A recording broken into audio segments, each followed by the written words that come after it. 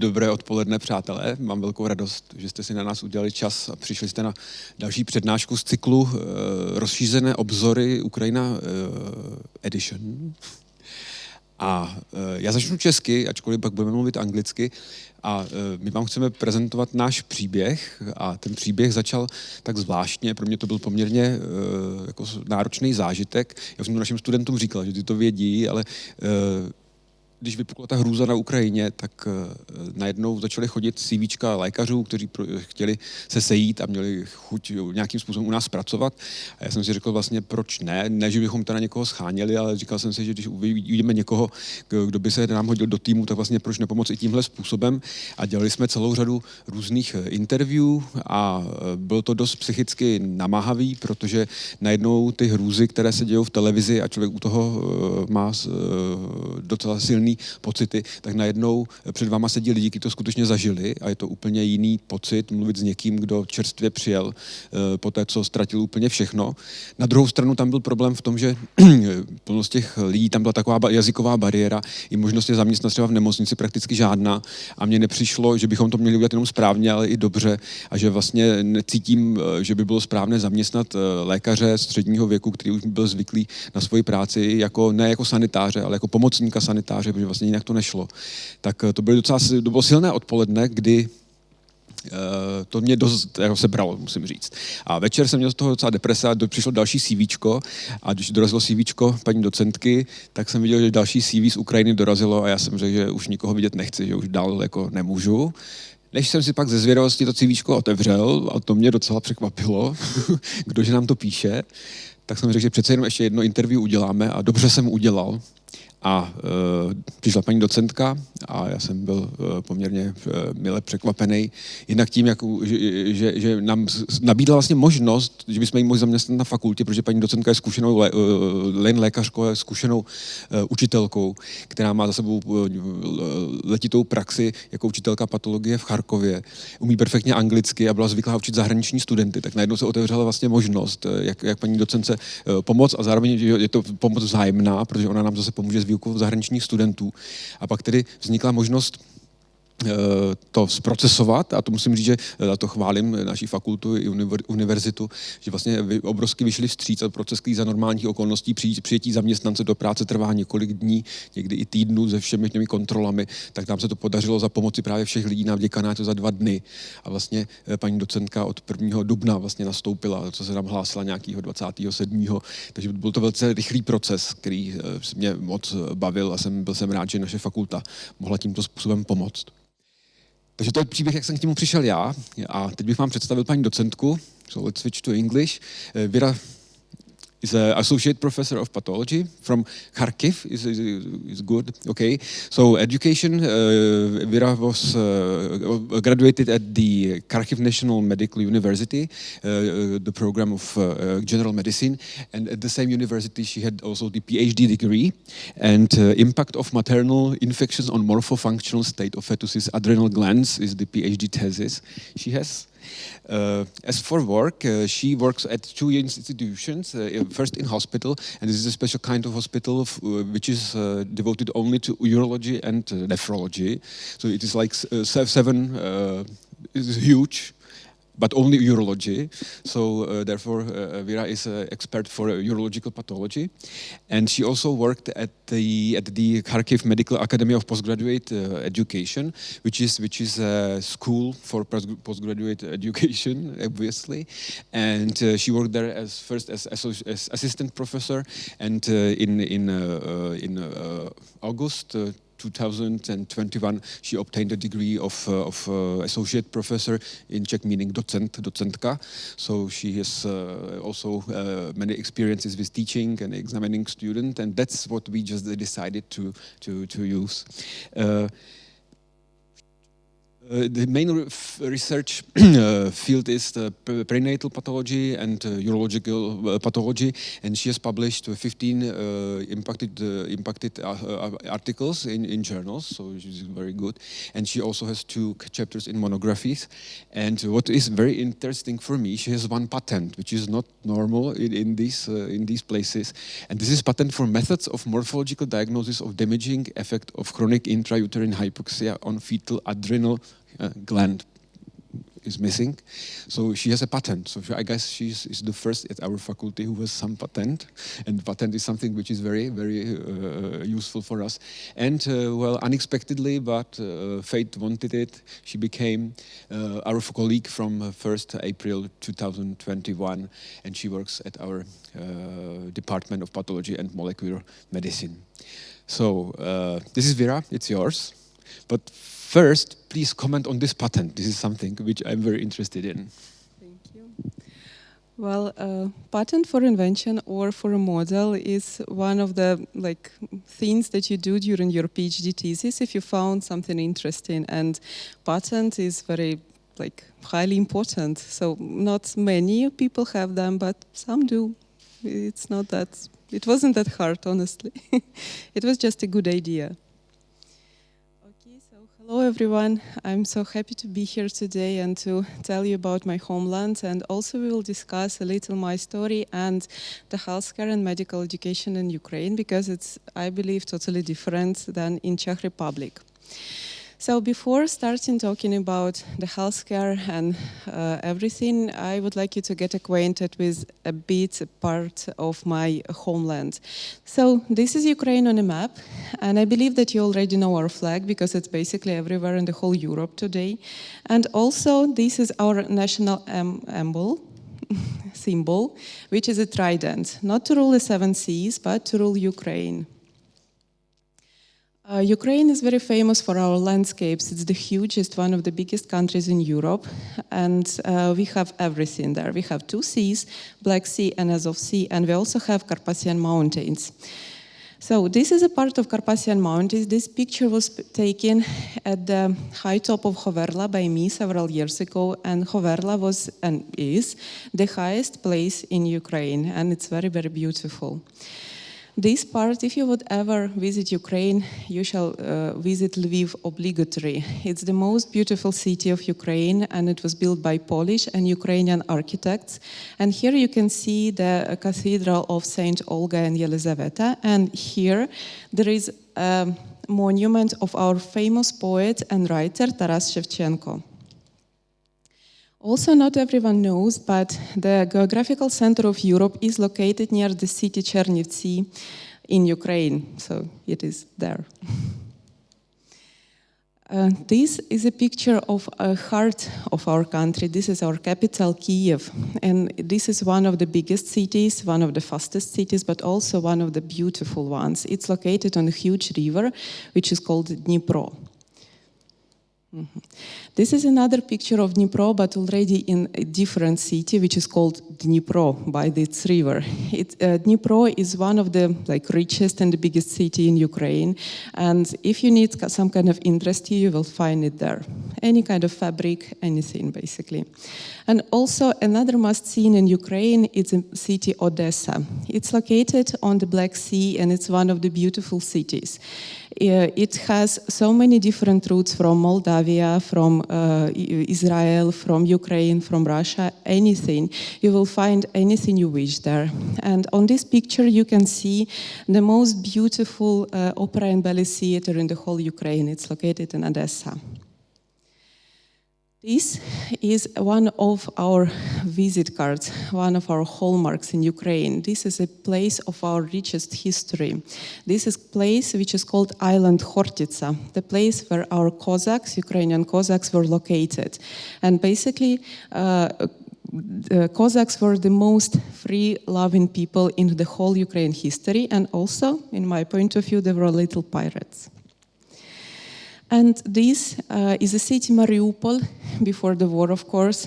And this is the city where my family history is very connected. And it was very beautiful little city, lovely and great, and the edge at the shore of Azov Sea. So, what language do we speak? In Ukraine, we speak Ukrainian language. This is our official language, and in all the official authorities and universities, so all education is in Ukrainian. But due to our historic predispositions, we also speak Russian almost in every part in Ukraine. But for example, city I'm from, Kharkiv and Luhansk, and we will know now why, we speak Russian as well. But it's not an official language, but still we do. So, unfortunately today, Ukraine is advised against all travel, but I hope that someday maybe you could see it because it is very beautiful indeed. So, talking about me, I was born in Luhansk. It's near the Russia, as you can see. And in 1995, with my family, we moved to Kharkiv, so just a bit to the north. Talking about the Kharkiv, it's one of the biggest cities in Ukraine and one of my favorite ones. So Kharkiv is huge and it's located between two rivers, River Kharkov and River Lopan. These two rivers, they come together and go further to the Black Sea. In Kharkiv, we have everything huge. For example, the biggest square in the whole Europe is located in Kharkov, and you can see it right here. So this is the oldest square. In the square, you can see the building of the regional authorities, or ODA. You might see it in the internet later, but not for a good reason, unfortunately. And here you can see one of the monuments of UNESCO, which is a heritage of the Soviet Union and called Hosprom. It's a huge authority, and it's located right in the heart of my city. Near the Gosprom, right here, we can see a national university, and here is a medical university, my alma mater that I graduated. So everything's very close. This is just another picture of our huge square, and here this is a historical picture already because there you can see an old monument of Lenin. It's not there anymore. During the revolution of 14th year, it was demolished. Also in Kharkiv you can find a lot of beautiful places, and one of them is our beautiful Central Park named by the Russian Maxim Gorky.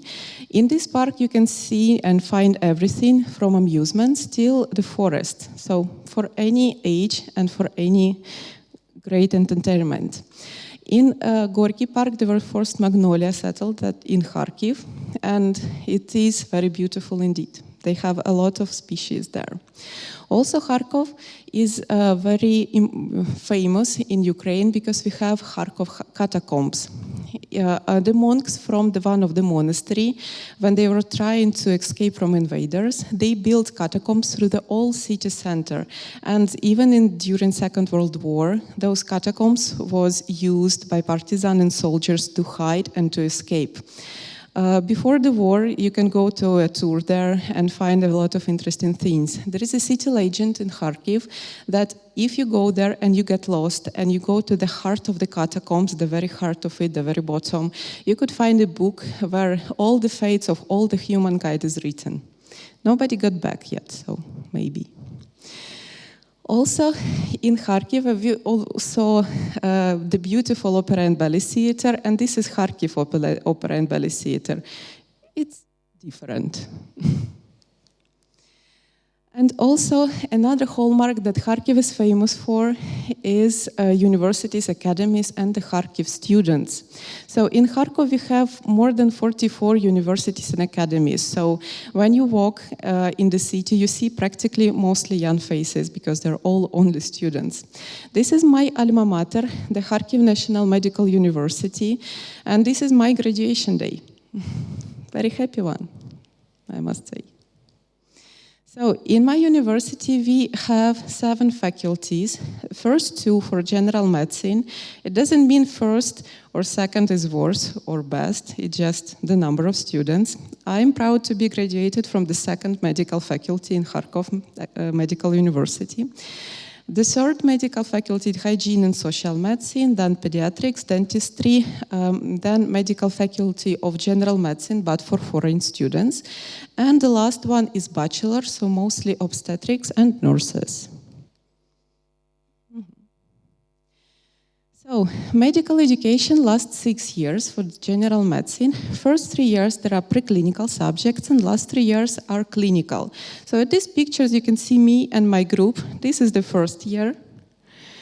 And this is normal anatomy classes, and I believe that my group mate is holding a liver, though I'm not sure already. And this is a course of ophthalmology, so we are a little different, but still the same. I believe that we didn't change till nowadays. So first 3 years take place in the same main building of the university, and it's called Morphocorpus or Morphological Corpus for the morphological disciplines. So at this picture there is a lecture of pathology, and this is me listening to some explanations of our teacher. And this is already 6 years, almost the graduation day, with our vice dean, who was a psychiatrist and a best friend to all students. So last 3 years, they take place in different hospitals all over the city. We study on the real patients. As you can see here, we are some maternity ward and here near the surgery. Sometimes on dummies. Here, my group mate, who is now a psychiatrist, is making ABCD therapy on a dummy newborn. And also, and sometimes mostly, we study at each other. So we practice, mostly it was some kind of bandages and things like this. And at this picture, one of my group mates, who's now a traumatologist, making somebody a bandage. So he started there. A big part of our education is a self-education. It means that we have specific topic that will be examined for, but we need to study them by ourselves. We can ask the teacher, but it's not a seminar or practice class or lecture for them. So sometimes it's hard, and sometimes you need to start this early. And this is my daughter with the Lectures of Pathology book. Last 2 years, as everywhere in the world and in Europe, due to COVID restrictions, we had to study at home for almost 2 years. In Ukraine, we had some lower restrictions sometimes and sometimes higher, but mostly we studied from home, unfortunately. So this is me with my students and with my cat having the lectures. My students used to love my cat. Her name is Sonia, and they used to call her Professor Sonia. In Ukraine, we do not have any obligatory militarization anymore, but some of students, mostly boys, they prefer to take part in military medical service. This service goes with the education. It starts at the 2nd year and finishes at the 4th year with gaining a degree or position of lieutenant. This is already my picture with my students. It was last year, I believe, or a year before, when the COVID just started. And we are in the Pathology Museum, and we are talking about some rare diseases, and you can see all those rare diseases somewhere here. Also, the big part of the education of doctor should be practical. So even in pathology classes, students are trying to be practical. For example, here you can see my student who is giving a cross section to a breast. So it's not only fun, but for independent evaluation, we have several ministry exams. First 3, which is called steps or krok, because krok is a step in Ukrainian. We have them at the university, and those 3 I sat as well. They were tests. They weren't too hard, but weren't too easy. First one is usually on the 3rd year of university for preclinical subjects, then for clinical before the graduation. And the step 3 is usually on the 1st year of internship, the 1st year after the graduation. And the 3rd step is mostly for reanimation and emergency medicine. Lately, in 2019, our students, they got a new exam, which is called IFOM. They sat it in the 4th year of the education. I heard it's hard, but I'm lucky I've never sat it. So after you passed all exams, after you did all the subjects, you can graduate. So when we graduate, we have a diploma of Doctor of General Practice, and this is also my graduation day. And this is me and C, 2nd medical faculty. And also another one, historical pictures with the Lenin. And those are my group mates, 2 orthopedists, 1 reanimatologist, and 1 general surgeon. Very serious people now. So after the graduation, we cannot work at once. We need internship. Usually internship takes from 1 till 3 years. 1 year for pathology, for example, 3 years for obstetric and gynecology. And after internship, we get a certificate of specialty. So where it's written, I'm pathologist, gynecologist, or ophthalmologist, somebody else. But sometimes in Ukraine, you cannot choose your profession. So, for example, if government pays for you, for your education, gives you a stipend, government can choose who you can work and where you shall work as well. So you need to repay to the government with your work for 3 years after internship. After this, if you would like, you can change your specialty if you still want. But nowadays, due to medical reforms and educational reforms, this system is being a bit different, but this is how it was when I graduated, and this is how it was for me. So, what are the specialists that government need? Mostly general practitioner, because to that medical reforma, we just gained them. 10 years ago, we had non-general practitioners, we had therapists. Then emergency doctor who work mostly in ambulance. Then physiologist who works with the tuberculosis, infectionist, psychiatrist, forensics, and pathologist. So I was lucky to gain a specialty of pathology. So if you would like to have a narrow specialty, you just cannot go to internship for it. For example, if you would like to be a cardiosurgeon, you need to take internship for general surgery, then a special course for the thoracic surgery for 5 months, and then only cardiosurgery. And if you count that you need to have another internship and also repay to your country with working somebody else, sometimes it takes time and sometimes it's hard. So, talking about internship, in my city we have 2 big authorities where you can have internship. It's HMAPO, or Kharkiv Medical Academy of Postgraduate Education, and HNMU, or Kharkiv National Medical University. As I graduated HNMU, I chose it, but both institutions are rather great. They have contracts with big hospitals, so we have some theory classes at the main buildings, and also we have practice in the big hospitals, like regional hospitals, emergency hospitals, and everywhere, basically, in the city. So the hospital I was settled in is the nephrology and urology center named by Shapoval in my city. This is the biggest authority for the urology and nephrology in my part of Ukraine. Another such a big center was located in Donetsk, and the third one is located in Kiev. After internship, new doctors can have 3 ways. So they can stay in the profession she got and grow in it. They can go to special courses and change it after some time, or they can work on a scientific degree.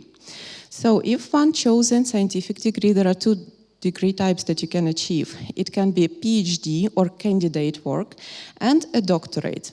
So there are also 2 ways how you can get it. It can be full-time, so you work only for degree and only for university, and sometimes you teach students meanwhile. But there is another way, which is called in correspondence. So you work at the hospitals and you work for a degree at the same very moment. So basically you're doing everything at the same time. Usually work for PhD takes 5 years, but if you have written your work before, you can defend it. Usually it starts with the finding a scientific advisor and planning the thesis. Then we have an ethical and material commission to check if you're ethical to human or to animals, for example. And also we have a cycle of lecture, special one, and you have exams. First exam is profession, then English, and surprisingly philosophy. While working on your PhD thesis, you need to make people know about your work. So you need to go to conferences and you need to publish articles. Without the 5 published articles, you cannot defend your PhD. So when the thesis is finished and scientific advisor likes it, which is very important, it requires another ethical and material commission, which is very hard to get through. For example, during my material commission, I went to a professor with all my papers and all my tables, and I was telling her about my experiment on rats, which get pregnant those rats, and she was very curious about that, and she asked me, like, how do you know that they got pregnant at the same very moment? And I said, like, we had just one chance, so we got males to females and they got pregnant. And she said, well, okay, but usually females are very aggressive and you get males to them and they do not let to get them pregnant. And honestly, I didn't know what to answer to this question. And then I answered, well, our rats didn't have really strong moral background, so everything happened.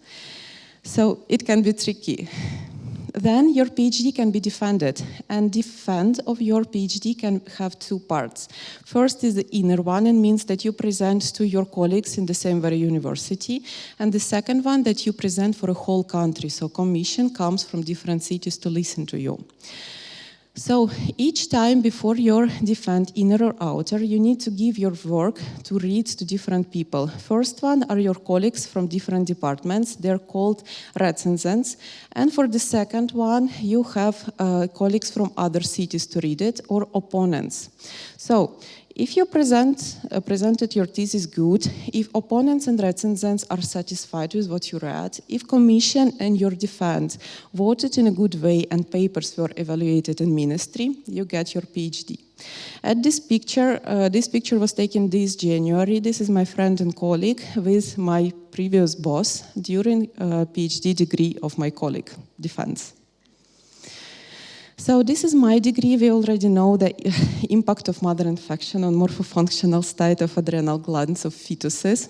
It sounds scary, but it was actually very interesting. And all these beautiful people from the National Medical University helped me with my thesis, and which I'm very grateful till now.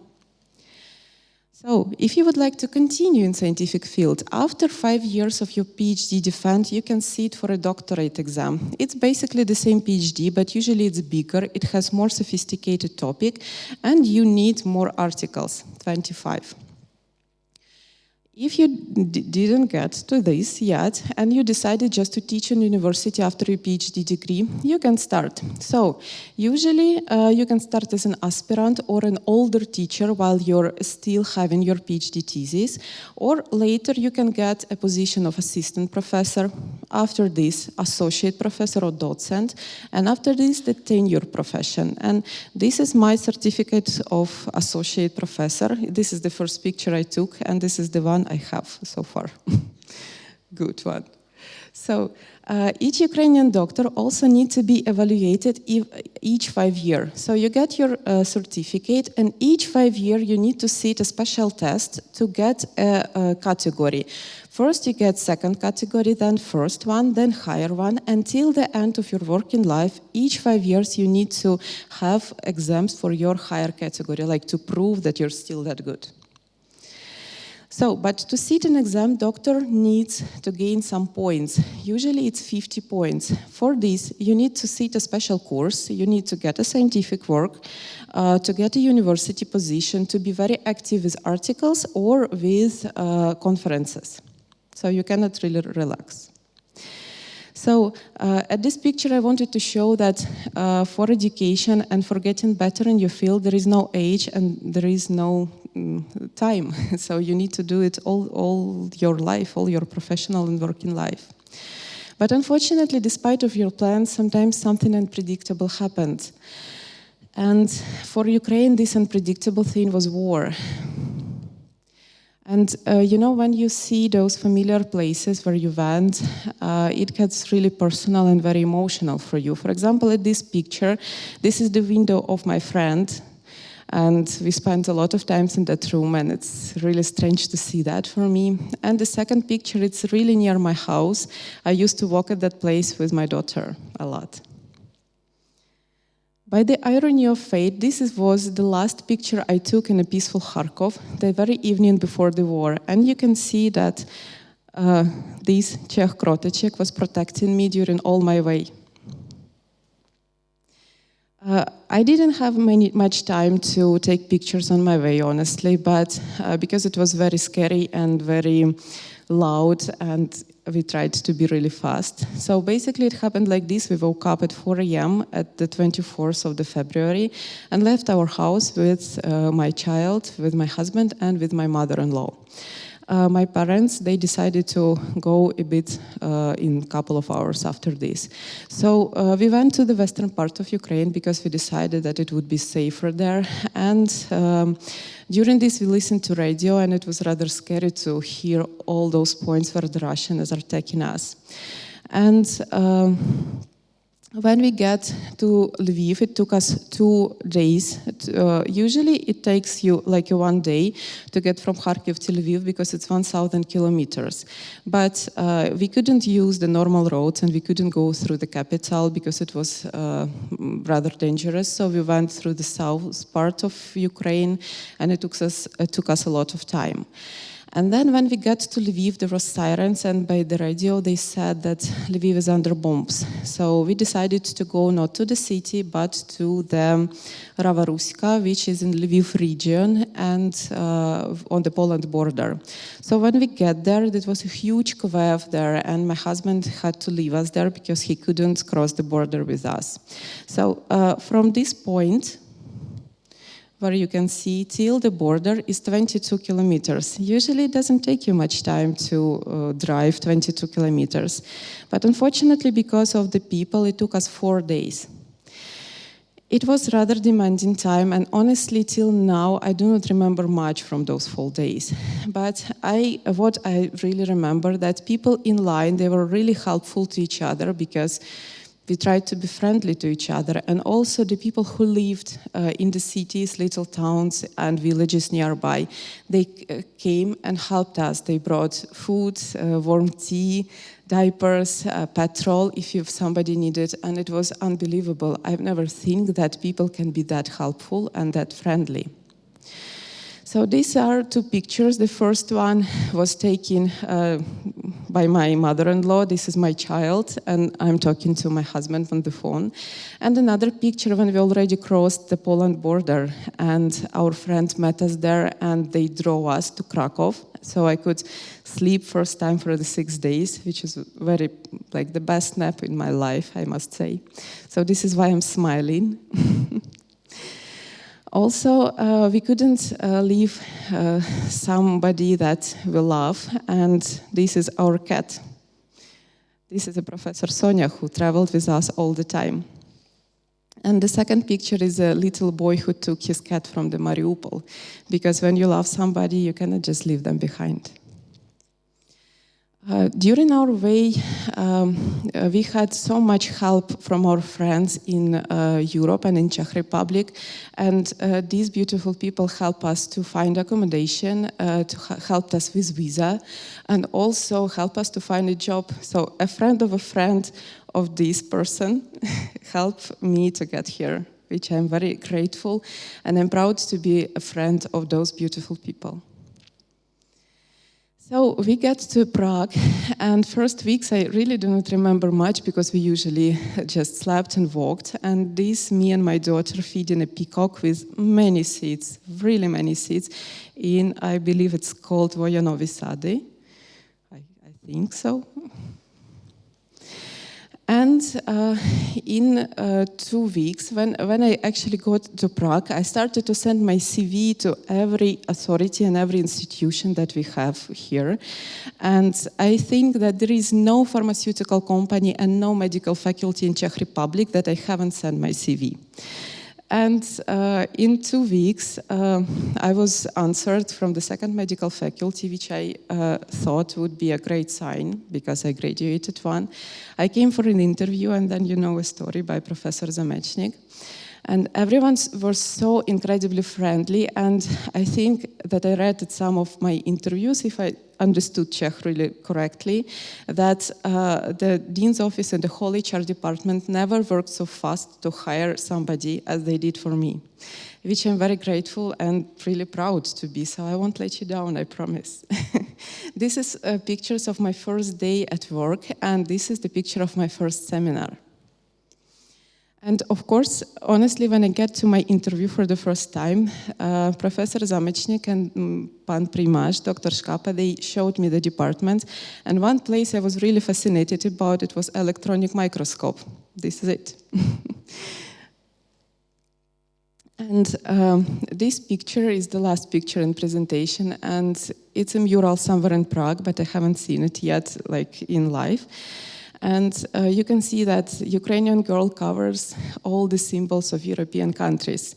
But I believe this is not really true, because maybe Ukraine covers it in some points, but all European countries open their embrace for us and help refugees, help our army and our country in so many ways that I cannot even know.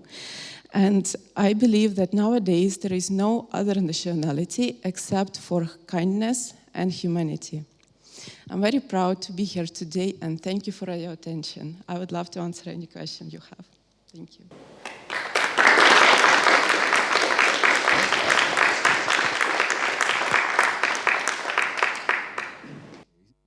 Thank you very much. It's fine.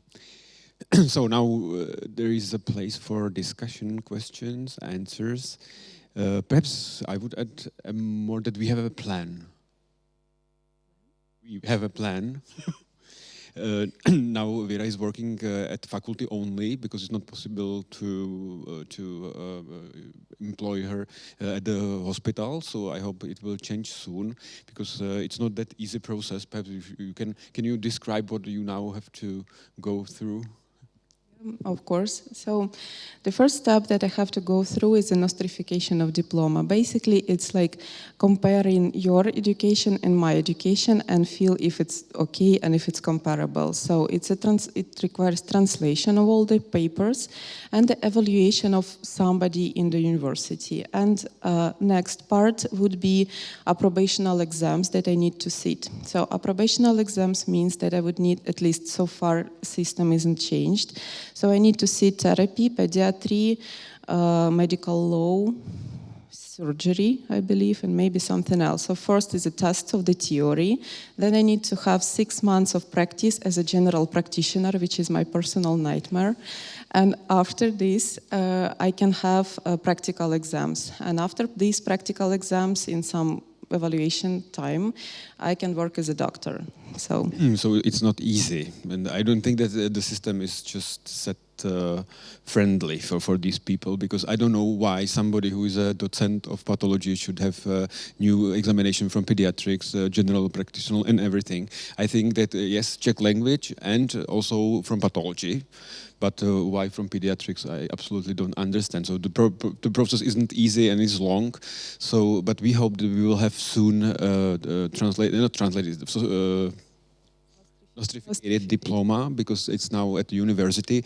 It can take like 3 months to have this nostrification, but I hope we will be the faculty who will be doing the nostrification, so I hope it will be quicker.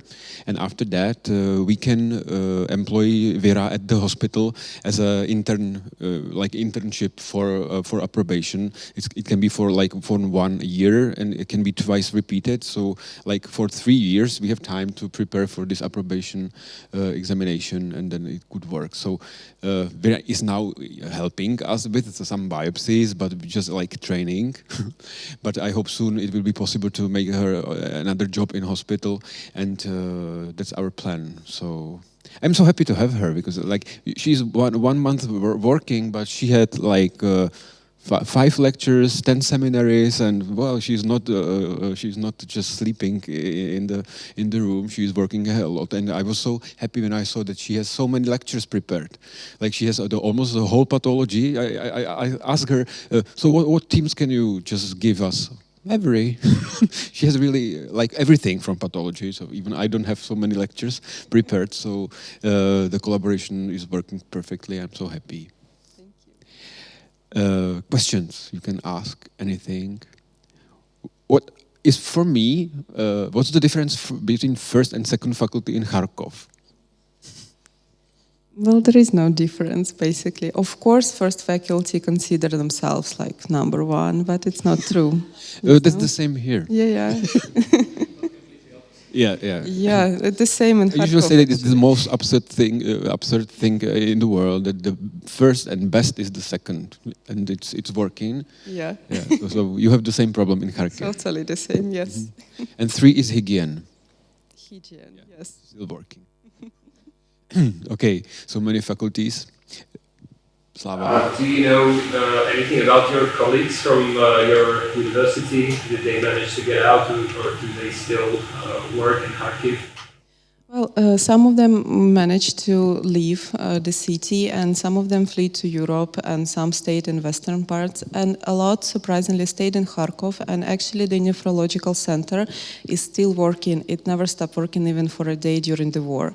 And lately, last like 4 days, I heard that good news that there is no Russian army in Kharkov, so life is coming back there. So a lot of people are going home. Well, honestly, after everything that happened during the last 3 months, I do not plan at all. I do not plan more than for a day. So I'm really happy to be here, and I'm really happy to do things that I love. It's to be with my students and to be a pathologist, and then we will see. What's so interesting on fetal adrenal glands? Well, you shall ask my scientific advisor about this, honestly. And what did you invent it? We invented a very interesting way how to count different layers and different cells in those layers during the maternal infection and during the hypoxia. And they're actually really different than in normal glands of fetuses. So. It's not easy to make such a PhD thesis. It would be my nightmare because I absolutely don't like adrenal glands, especially in fetuses. But yes, I thought that your internship for to become a specialist is relatively, if we compare Czech system and your system, is relatively shorter because we have like 5 years to become like pathologist or a certified pathologist. But you have like the first 3-year internship and then the examination and you got a certificate. Yeah. But what I really think is very good is that the doctor is certified every 5 years. Here, I must say that in Czech Republic, once you got the attestation, you know everything forever, which obviously isn't the best way. And I feel on myself, I would love somebody to examine me, because I would be impressed to read so many things I have home, and I'm waiting to have time to read it. And if there would be such a force, I would be so happy. But in Czech Republic, once you have attestation, you are the best. Lucky you, honestly. It takes a lot of time. You know, you think like each 5 years, it's such a long road, it's such a long way. And 5 years goes like this, and you're like, oh, exams again. And you just studying. So it's never-ending process. Isn't bad, because I really think that Czech doctors should also be checked not every 5 years, like 10 years is okay. Yeah. Okay. I have a question. You said during your studies you practiced in all the hospitals in Kharkiv. So you don't have university hospitals like here? We have university hospital, like the university clinics, but as we have 7 faculties, it cannot afford to get all the students there. But we have like our departments of universities in a different clinics, basically all over the city, which is great because, for example, when we have our infectious classes, we go to infectious hospital. If we have pediatrician, we go to pediatric hospital, and it's like more local. And you get deeper knowledge. So I'm surprised that for the whole Ukraine, which is huge, you have only 3 urological centers. Well, yeah. So it's so concentrated, all the patients come to the center. Yes. Are there any topics that you focus on more in your pathology? For example, like you have special doctors for tuberculosis, right? Yes, we do. Is it like that you have a special example in tuberculosis, or are there any topics that you really focus on more than us in Czech Republic? You mean physiatrists? They focus only tuberculosis, and they have exams for mostly only tuberculosis. When you study pathology in general, are there any special focuses on certain diseases that are more frequent in Ukraine? Well, tuberculosis is one of them, I must say, and also hepatitis and HIV infection and everything. But I guess we have a bit different system for evaluation of the liver. For example, we do not usually, in usual cases, we don't use this alcoholic steatohepatitis, non-alcoholic steatohepatitis. We usually use it in a different way. But mostly like rather infectious diseases that are maybe not so common in Europe, like tuberculosis.